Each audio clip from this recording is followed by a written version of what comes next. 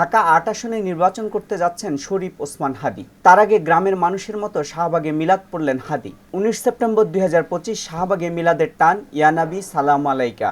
তুমি যে নূরে রবি নিখিলের ধ্যানে ছবি, তুমি না এলে দুনিয়ায় আধারে ডুবি তো সবই, ইয়া নবী সালাম আলাইকা, ইয়া রাসূল সালাম আলাইকা, ইয়া হাবিব সালাম আলাইকা, সালাওয়াতুল্লাহ